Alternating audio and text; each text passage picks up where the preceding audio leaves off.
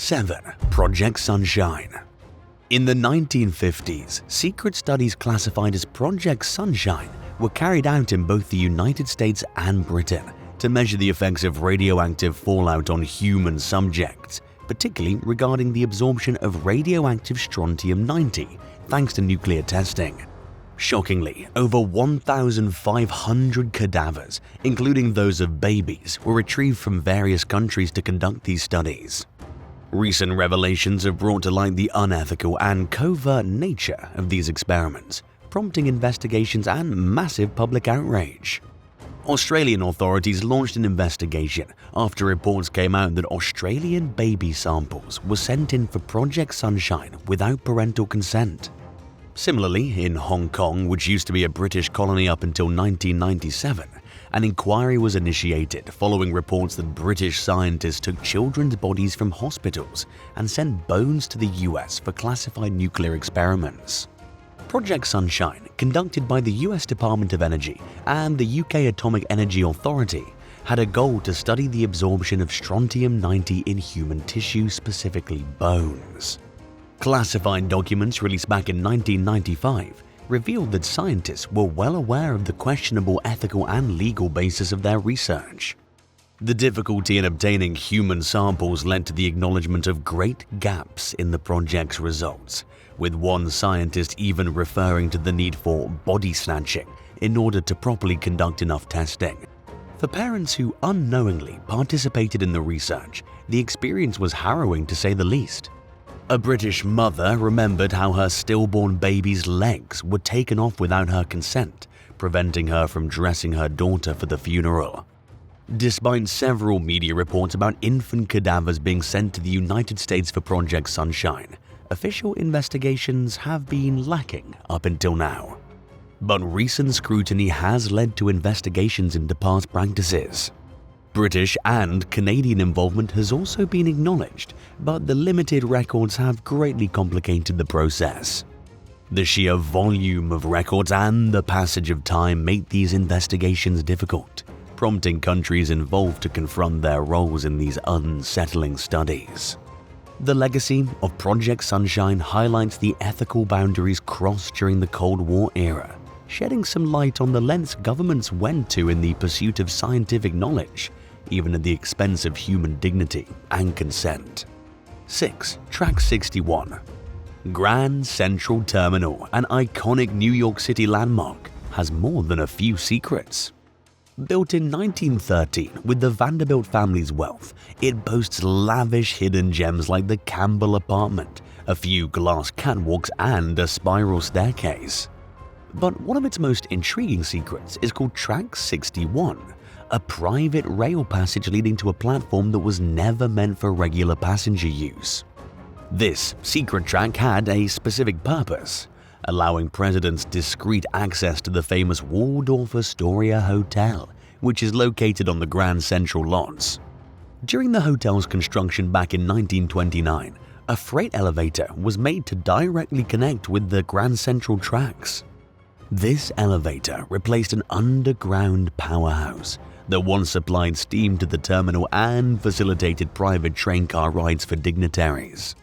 The hidden platform was first disclosed to the public by the New York Times in 1929, describing the Waldorf Astoria's unique rail siding for private cars.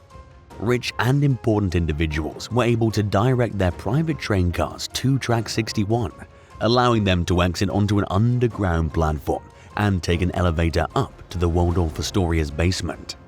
General John J. Pershing used this access in 1938 to minimize physical strain after experiencing a heart attack.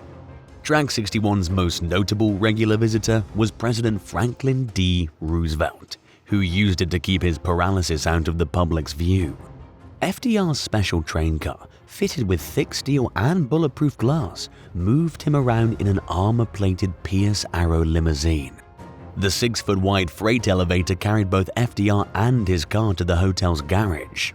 Reports also came in suggesting that other VIP hotel guests and politicians sometimes used this secret route. While Track 61 eventually fell into disuse during the 1960s and 1970s amid Grand Central's deterioration, it found an unexpected purpose in hosting squatters when the terminal housed a homeless population. Today, the track and elevator are operational, serving as a potential escape route for presidents who choose to stay at the Waldorf Astoria. The tale of Track 61 offers a glimpse into the hidden history of Grand Central Terminal and its key role in facilitating secret presidential access to the hotel. 5. UFO Retrieval Program. In July 2023, a former Air Force intelligence officer named Major David Grush testified before a House Oversight Subcommittee. He revealed that the United States government has been hiding a program that's dedicated to retrieving and reverse engineering UFOs. For some time now, the government's been referring to these UFOs simply as unidentified aerial phenomena, or UAPs. This testimony has since sparked a widespread discussion about national security implications and potential ties to US foreign threats. Grush's testimony shed some light on his involvement in 2019 when he was asked by the head of a UAP task force to identify classified programs. He disclosed that he was told of a multi-decade UAP crash retrieval and reverse engineering program that he was denied access to. Grush even suggested that the US has more than likely known of non-human activity since as early as the 1930s. The Pentagon denied Grush's claims of a cover-up. Defense Department spokeswoman Sue Goff said that there's no verified information supporting the existence of any programs related to the possession or reverse engineering of extraterrestrial equipment. But the statement notably did not address UAPs that might not be of extraterrestrial origin. Grush called himself a whistleblower, revealing that he faced retaliation for coming forward with the information, and he refrained from giving specifics because of an ongoing investigation. The bipartisan interest in Grush's claims and the sober tone of the hearing contrasted greatly with previous hearings involving similar whistleblowers. Lawmakers questioned Grush about the research he's done on UFOs, the consequences he faced, and the need for transparency and reporting systems to gain clarity on UAPs. Some criticized the Pentagon for not giving more details or releasing images of these devices to the public. Pentagon officials acknowledged getting hundreds of new reports of UFOs and stated that any unauthorized system in US airspace is considered a serious safety threat. Despite the denial of any cover-up, Grush's testimony adds to the growing intrigue around UAPs, encouraging discussions around transparency, national security, and potential technological advancements related to unidentified aerial phenomena and objects. 4. Lunar Nukes. In the late 1950s, during the peak of the Cold War, a secret operation called Project A119 was initiated by the United States with the intention of detonating a nuclear device on the moon. This bold plan was created during the intense rivalry between the US and the Soviet Union. The launch of the Soviet satellite Sputnik in 1957 sent ripples throughout the West, leading to a desperate need for a display of technological superiority. The project, which was led by physicist Leonard Raffel, aimed to create a lunar explosion and mushroom cloud that would effectively demonstrate America's military prowess to the world. By unleashing such a massive spectacle, the US hoped to overshadow the Soviets' achievement and reaffirm its dominance in the global power struggle. It was believed that the display would be so incredible that it would be visible from any spot on Earth, serving as a testament to America's might. While the primary motive was a display of strength, it's believed there were more secondary goals as well, including gaining insights into the moon's geological structure and potentially uncovering signs of life beneath its surface.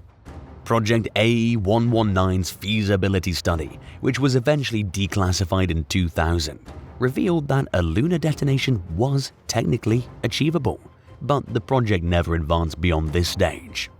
Also, the report, titled A Study of Lunar Research Flights, didn't dive that deep into operational details of the detonation process. The project's cancellation was chalked up to concerns about the environmental impact on the moon's landscape, as well as its potential to damage prospects of future lunar exploration. Dr. Raffel expressed relief after hearing about the project's declassification, acknowledging the public outcry would have broken out had it been made known earlier. Vince Horton, a historian and curator of the International Spy Museum in Washington, said that such extraordinary projects came from a context of deep-seated paranoia and the desperate measures governments resorted to during the Cold War. While these ideas might seem crazy today, they were born out of a necessity for innovative solutions to real military and political threats.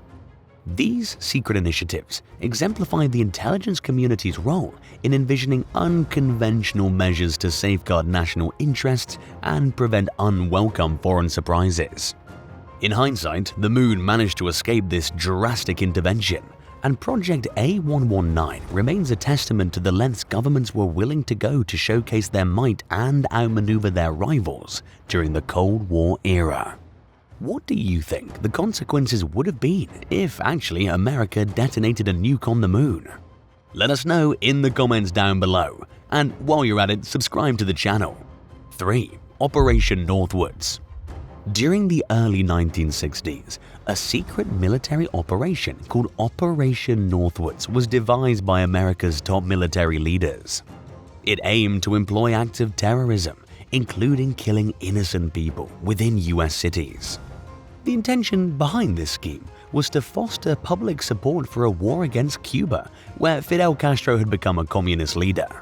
Plans included the possible assassination of Cuban émigrés, sinking boats full of Cuban refugees, hijacking planes, orchestrating violent terrorism in prominent cities, and even blowing up an American ship.